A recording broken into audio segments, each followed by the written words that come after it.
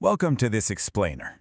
Before we even really dive in, I just want you to take a quick second and look around. Maybe you're listening to this through some wireless earbuds right now. Or maybe you've got a smartwatch quietly ticking away on your wrist. Or your smartphone is just sitting there in your pocket. Have you ever actually stopped to think about the massive, invisible web of communication that makes all of this modern digital life possible? Let's be real, we usually don't give it a second thought until the Wi-Fi drops, right?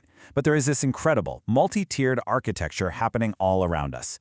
So today, we're going to be unlocking the power of networking, breaking down the exact systems that link your personal gadgets together and connect your entire home to the rest of the planet.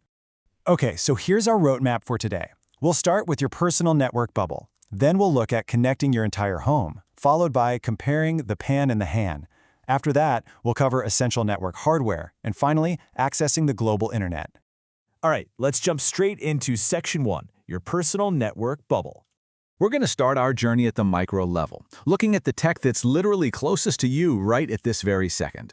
This brings us to the PAN, or the Personal Area Network. You can kind of think of this as your very own, highly localized, invisible tech bubble. It's engineered entirely for a single person, keeping all of your connected devices wrapped up in a radius of just a few meters. So instead of miles of thick cables spanning a whole city, a PAN operates just in the immediate space around your body and your desk. It's a closed-loop network of one. And honestly, chances are you are a walking PAN right now. This network handles those constant, silent little conversations between your primary devices, like your laptop or your phone, and all your peripherals. When your smartwatch logs a heartbeat, or say your wireless earbuds are streaming a podcast, and your Bluetooth keyboard registers a keystroke, they are all rapidly talking to each other inside this intimate personal space. These aren't just isolated tools, they form this perfectly synchronized ecosystem that just constantly pings data back and forth so your tech experience runs without a hitch. Now here's a super fascinating technical quirk about this specific setup. Devices on a PAN do not need an IP address to connect to each other. Because they rely on direct, short-range protocols, like Bluetooth for instance, they completely bypass the need for complex IP routing and identification. It's basically the digital equivalent of not needing a passport just to walk around your own living room. And by shedding all that heavy network bureaucracy, the connection process between, say, your phone and your headphones stays incredibly fast, localized, and totally seamless. Moving right along, let's hit Section 2, connecting your entire home. So, as we scale our connectivity radius up a bit, we enter the territory of the HAN, or Home Area Network. Now, while this is still technically a local, pretty small network in the grand scheme of things, its purpose is entirely different. A HAN expands outward to cover the walls of a single home environment.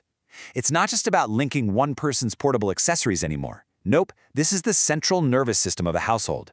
It's designed specifically to let multiple devices pool together and share valuable resources across totally different rooms and between different users.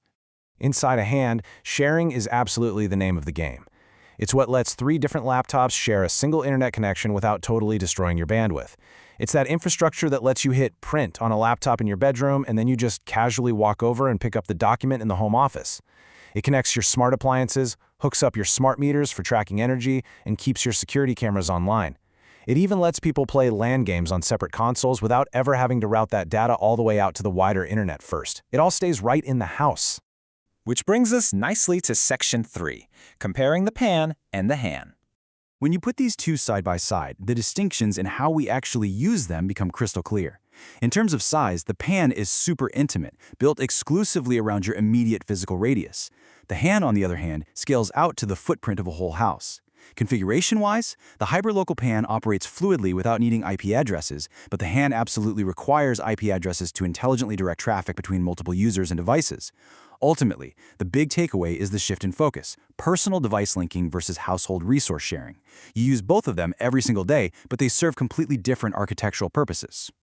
All right, let's get into the gear. Section 4, essential network hardware. To make all these invisible bubbles actually do something, we have to look at the physical equipment making it happen. And the foundational piece of this puzzle is the Network Interface Controller, or the NIC. This is your computer's built-in network adapter. Think of the NIC as the universal translator. It's the physical hardware inside a machine that actually gives it the ability to speak to a network. Without a working NIC, your high-end, super expensive computer is basically deaf and blind to the digital world. It's trapped in a digital silo. Beyond the NIC inside your computer, a functioning home network requires a core trio of hardware. Whether you're running cables through your walls or doing everything over Wi-Fi, you need these 3 things: your computing devices, a modem to translate the signal coming in from the outside, and a router to act as a traffic cop and direct that signal to all your devices. Together, these three make up the beating heart of your home area network. The modem is the front door, and the router is the hallway that makes sure packets of data go exactly where they need to go. But hey, keep this golden rule in the back of your mind as you're upgrading your setup. More network complexity directly equals more money spent. Let's be real, a basic setup for just one laptop to browse the web is cheap and easy. But as soon as you start adding 4K security cameras, smart thermostats, connected fridges, and multiple gaming rigs to your hand, well, your hardware requirements and your budget are going to have to scale up to match. Sharing more resources means you need beefier routers, faster modems, and sometimes a ton of cabling to keep the whole operation running smoothly. Okay, our final stop, Section 5, accessing the global internet. We're zooming out one last time here. Here, we've built our personal bubble, we've wired up our home, but to actually cross the bridge from your local network to the rest of the planet, you absolutely need an ISP, or Internet Service Provider. This company is your ultimate gateway. Whether it's a massive fiber optic cable physically running into your living room or a cellular data signal hitting your phone on the highway, the ISP manages all the massive external infrastructure required to connect your home to the wider web. And the actual connection happens in a literal 3-step relay race. Step 1, your personal computer connects locally to your modem. Step 2, that modem establishes an outbound signal, basically dialing out to the wider grid. And Step 3, that signal is received by your ISP, they authenticate it, and they route your request out to the global web. It's a perfectly synchronized handoff from the device in your pocket, through your home hardware, out to the ISP's massive servers, and finally to whichever website or app you're trying to reach. As our source material brilliantly sums it up, the ISP makes the internet a reality. I love that quote because it's a stark reminder of the digital hierarchy we live in.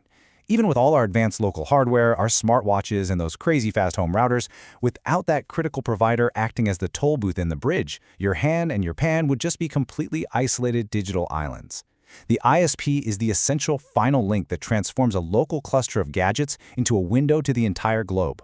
So from the watch tracking your pulse, to the router blinking away in your hallway, to the massive ISP data centers beaming the world into your house, you are intrinsically tethered to this incredible tiered architecture. Look around your home today. As we inevitably hand over more and more of our physical lives to smart devices, are we just building personal networks, or are we actually building more entry points into our personal bubbles? Definitely something to chew on. Thanks for exploring the power of networking with me today in this explainer. Keep questioning the tech around you, and I'll see you next time.